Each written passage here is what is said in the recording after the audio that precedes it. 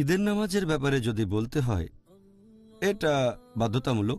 সব মুসলিম পুরুষ নামাজ পড়বে, আর এমনকি শিশুরাও, পাশাপাশি মহিলারাও। তারাও হতে পারে তরুণী অথবা বয়স্কা, বিবাহিতা বা অবিবাহিতা। আর নবী বলেছেন রজস্রাব হওয়া মহিলারাও সেখানে যাবে, যদিও তাদের নামাজ পড়তে হবে না, উপস্থিত থাকবে। আর অনেক হাদিসে এ ব্যাপারে বলা হয়েছে। এটা আছে সহিহ বুখারীতে, খণ্ড নম্বর 1, বুক অব সালাহ, হাদিস নাম্বার 351, যে উম্মে আতিয়া রাদিয়াল্লাহু আনহা তিনি বলেছেন যে আমাদেরকে প্রিয় নবী নির্দেশ দিয়েছেন যে সব মহিলারা, রজস্রাব হওয়া মহিলারাও আর অন্তঃপুরের মহিলারা, তারা সবাই ঈদের নামাজের স্থানে যাবে। যদিও রজস্রাব হওয়া মহিলারা মুসাল্লা থেকে দূরে থাকবে, তার মানে তারা নামাজ পড়বে না, কিন্তু সেখানে যাবে। আর একবার একজন মহিলা নবীকে জিজ্ঞেস করলো, হে নবী, সেই মহিলার যদি বোরখা না থাকে? নবী তখন বললেন, সে তার সঙ্গীর কাছ থেকে পর্দা ধার করে আনবে। তার মানে সঙ্গীর কাছ থেকে বোরখা ধার নেবে। যদি তার বোরখা না থাকে তাহলে ধার করবে। ঈদের নামাজের স্থানে উপস্থিত হওয়া এতটাই গুরুত্বপূর্ণ। এরপর উম্মে আতিয়া রাদিয়াল্লাহু আনহা আরও বলেছেন, সবাইকে ঈদের নামাজের সময় উপস্থিত থাকতে বলা হয়েছে। রজস্রাব হওয়া মহিলারা নামাজ পড়বে না, তবে ঈদের নামাজের জায়গাটাতে উপস্থিত থাকবে। আরও একটা হাদিস আছে সহিহ বুখারীতে, খণ্ড নম্বর 2, বুক অব টু ঈদস, হাদিস নাম্বার 975।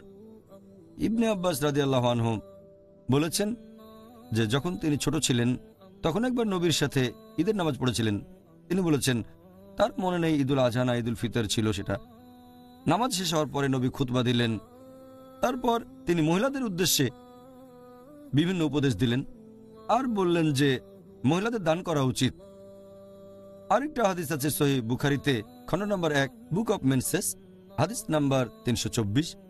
হাফসা রাদিয়াল্লাহু আনহা বলেছেন যে আমরা বাসার কুমারী মেয়েদের ঈদের নামাজে যাওয়ার অনুমতি দিতাম না। এভাবে আরো কথা বললেন।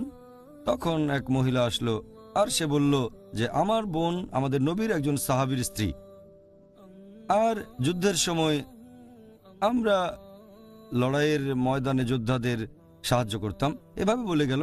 আর নবী বললেন যে রজস্রাব হওয়া মহিলারা আর অন্তঃপুরের মহিলারা ঈদের নামাজের স্থানে যাবে, আর যদি তাদের বোরখা না থাকে সঙ্গীর কাছ থেকে সে ধার করবে। কিছুক্ষণ পরে উম্মে আতিয়া রাদিয়াল্লাহু আনহা ঘরে ঢুকলেন। তাকে জিজ্ঞেস করা হলো, তুমি কি এগুলো শুনেছ? তিনি বললেন, হ্যাঁ, নবী তো এই কথাই বলেছেন যে রজস্রাব হওয়া মহিলা আর যে সাবালিকা কুমারী মেয়ে, তরুণী কুমারী মেয়ে আর বিবাহিতা মহিলারা ঈদের নামাজে যাবে। আর সেই মহিলার যদি বোরখা না থাকে সে তাহলে সঙ্গীর কাছ থেকে ধার করবে। তখন হাফসা রাদিয়াল্লাহু আনহা বললেন, রজস্রাব হওয়া মহিলাও? তিনি বললেন, হ্যাঁ। তারা কি আরাফাতের ময়দানে যায় না? সেখানে যেতে পারলে নামাজ পড়ার জায়গাতেও উপস্থিত থাকতে পারবে, তবে নামাজ পড়তে পারবে না। এটার উল্লেখ আছে মুসান্নাফ ইবনে শাইবায়, খণ্ড নম্বর 2, হাদিস নম্বর 5786, যে ইবনে ওমর রাদিয়াল্লাহু আনহু তাঁর পরিবারের সবাইকে নিয়ে ঈদের নামাজ পড়তে যেতেন। পরিবারের সবাইকে নিয়ে যেতেন যাদেরকে নিয়ে যাওয়া সম্ভব হতো। তাহলে বুঝতে পারছি যে মহিলাদের ঈদের নামাজে যাওয়া উচিত। রজস্রাব হওয়া মহিলাও যাবে, যদিও নামাজ পড়বে না, তবে তার যাওয়া উচিত।